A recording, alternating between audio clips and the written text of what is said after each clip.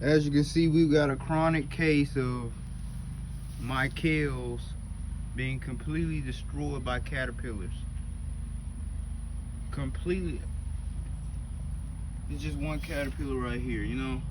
There's tons of them all over this plant. Can't really show you in the video. There's another one, but guys, this is a classic case.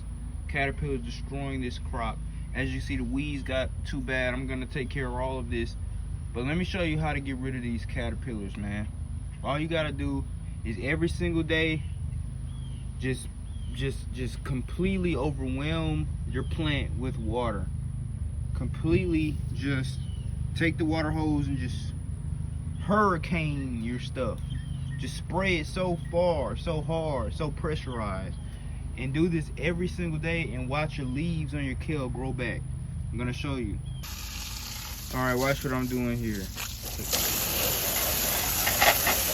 You just do this every day because they're still alive. They're still alive. And you'll be surprised what a plant can do when its roots are still intact. You know what I'm saying? They're still alive.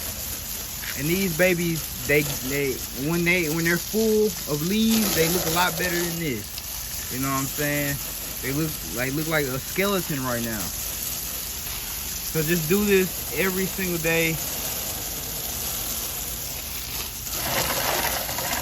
until the leaves are back.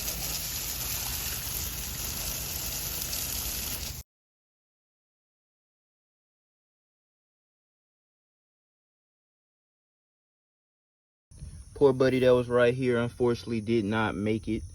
The caterpillars actually killed him. But look, let's see how the other ones are doing. As you can see, they are doing a lot better. There's still some remains of this BS going on. But as you can see, for the most part, the kale has, you know, grew new leaves and they are doing wonderful. Now, if you think they coming straight out the ground, no. Kales have very, very long stems that, you know, they actually come all the way over here. You know how I started growing this kale? I didn't even do it on purpose. I had some kale seeds. I didn't need them anymore because I had germinated all my other kale. And I just, you know, nonchalantly threw the seeds on the side of my house and they started growing really, really quickly. And as you can see, you see how long these things are? At one point it had leaves all right here. And they just get longer and longer. You can see these are where the leaves were, right? They just get longer and longer and longer. See that? These are where the leaves were. And they don't stop. They get extremely tall. And if I put it like something to support it, it can be like a tree. You know what I'm saying? Eventually. But yeah, these new leaves. Very good. Now these right here are my main kales. You know what I'm saying? The other ones, they just my side cheeks. You know what I'm saying? These were my original kales. Because, let me tell you something. These, at first I thought they was going to die, but they didn't. They actually started doing really good. They're doing better than my side cheeks, to be honest with you. Now, as you can see, their stems are not as long as the other ones. This is because this is my science experiment. I don't pick these. I don't eat these yet. I'm going to, but not at the moment. There's actually no rush because they grow all year. In the middle of the winter, they're going to be growing. When it's snowing, they're going to be growing. When it's extremely hot, they're going to be growing. I don't have to pick them. If I don't want to pick them, there's no rush. But here's the thing. I don't water them either. But they still thrive. Look, let me tell you something.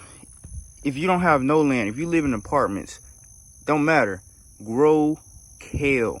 Your family depends on it. You never know when a food shortage is coming. Kale does not care. Kale will grow no matter what. Kale is one of the easiest plants to grow, in my personal opinion. Where I live in Texas, it rains quite a bit. So I don't water it. I just literally don't water this, and it still looks good. There's no bugs. I mean, there is, if you look closely, you know, some bugs eating at it. But other than that, it's not no caterpillars, so it's good. As long as the caterpillars and snails don't get to it, they should be okay. They don't need that much maintenance, man. Now, why did these not get eaten by caterpillars, but the ones up against my house did? Because this is more in the sun, right? The sun shines directly on this.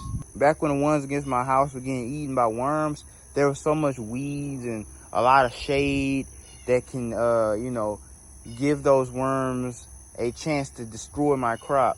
If you have it directly in the sun, you don't really have to worry about worms because they dry up when there's direct sunlight. So they're gonna stay in the shade.